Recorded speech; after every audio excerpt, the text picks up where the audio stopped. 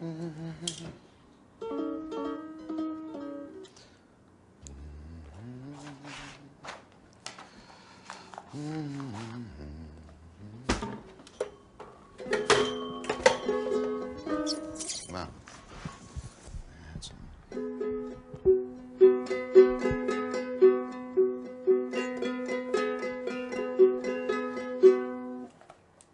It's a melody, it's a sound, and that's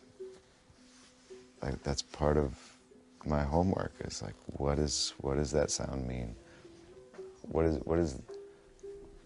Okay, this is a chord change. This is a melody. Like, okay, but what does that mean? What is it? Where am I? If I close my eyes, where am I?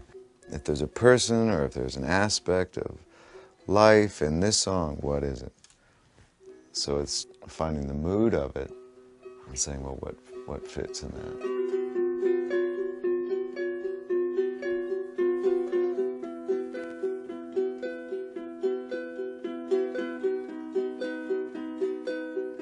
And then you put down the closest meaning you can get to it, and maybe it starts one place and it ends up in another, or maybe you might write it 10 times, before you realize you should have just went with the first one. I think the less you think about it, the better. It's like you just grab something and go, and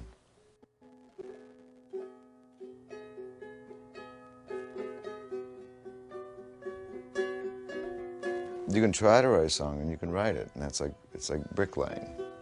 And I think a lot of those middle records, I was like bricklaying. It was like homework, and you did this, and every once in a while you'd reach for the dictionary. It's good. It's a good job. Hard working. It felt like you were working.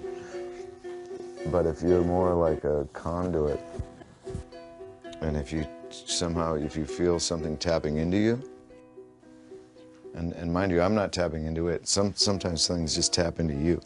Then you just let it go.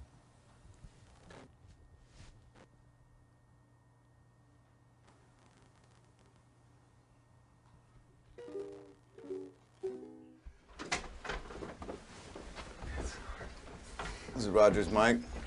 A lot of photos I got. This is the night this is me and Joe Strummer. And that's the night I met Jack Irons, which is the night that kind of ended up here, because without meeting Jack, I would have never met Jack and Stone and all that kind of stuff. So you met Jack at a Strummer show? He was playing, Joe Strummer had a record called Earthquake Weather, and Jack was the drummer. And he was the only one who showed up for sound check. I was working crew at a little club called the Bacchanal in San Diego. I know it well. Right next to Tools R Us and the AM PM or something. That was at the end of the night, and that's me and Joe. It's a pivotal night right there. It all kind of comes down to that night. It's terrifying.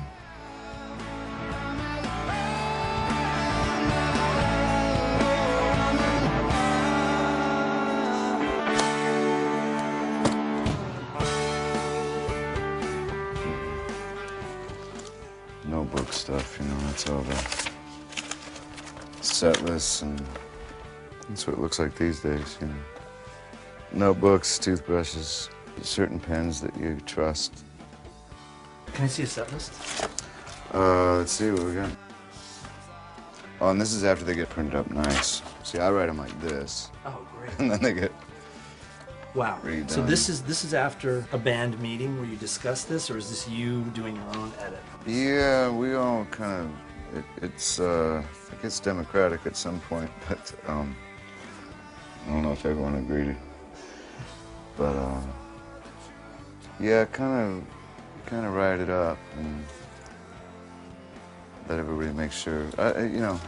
It's a long conversation. I don't know if you want. We'll have it later. Yeah. Or a tiny bit now. Yeah. Well, sound check, you try to do all the things that might be strange. So this would be all really strange songs to play.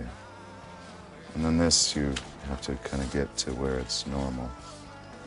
And then you figure it out, and it all becomes the thing. So based on sound check, you might drop in an extra song or two that sounded good that you tried out.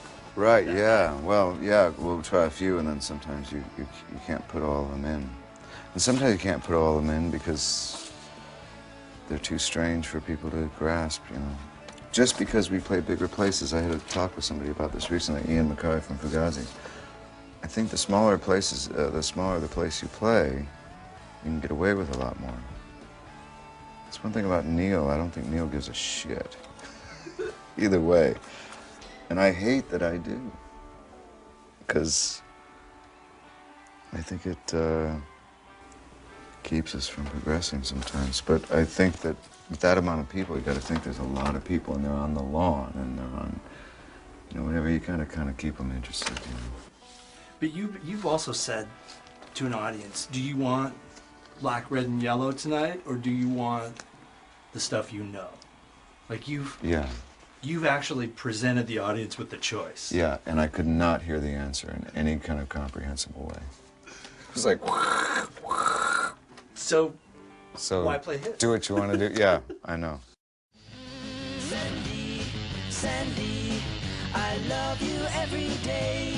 Sandy. We got this in Kentucky, Louisville. On a day off, we went to a junk shop, antique store, or whatever. This thing had literally an inch of dust on it. We bought this, a few records, went back, Eric Johnson, Keith Wismar, and I, and we had just the best hotel room party. Like throwing footballs onto the beds. It was a small room.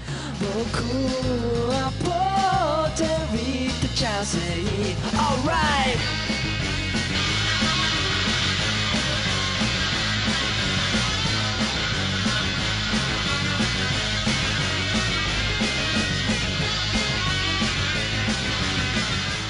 It still lives to this day. And I also bought a fake leg, like a prosthetic leg. At the junk shop? Yeah, at some point you're going to be sick of my stories because I got time. No. But we bought Impossible. a fake, like a, you know, prosthetic leg, and it still had like an earth shoe and a stocking and a sock on it. And that ended up, we created a fake replica of myself at the time. Oh, I also bought a couple football helmets, Bengals helmets at that place. So we did this thing where we made a fake body with, we had some Doc Martens on, and that we even drew the tattoo on the, I got a tattoo. We put it on the prosthetic leg, and did the whole thing, and it was at the Fox Theater in Atlanta a couple days later. Oh man. And then I went up to the rafters and the light rig, and I was singing Porch and whatever, and then we did it, and it was up there, the body was up there with the matching helmet, the army jacket, everything that I'd worn. And then we're doing it, and then we're playing, and then the audience is there, a small place, and then I dumped the body off the thing. I was kind of behind some stuff, and I dumped the body off the thing, thinking that there would be a huge Evel Knievel reaction of like, No. you know, yeah, he slipped, you know, fell and the whole thing, and I was watching, I could see the whole audience, so I did it. I was waiting for the reaction, and I swear to God to this day, there was like one guy in the second row who was like, and no one else ever was, like, no one saw it. Like, it was so funny, like one guy saw it. It wasn't the reaction I was expecting. The alternative porch. I mean, what if it really would have happened? Well, you know, now you know what it would have been like.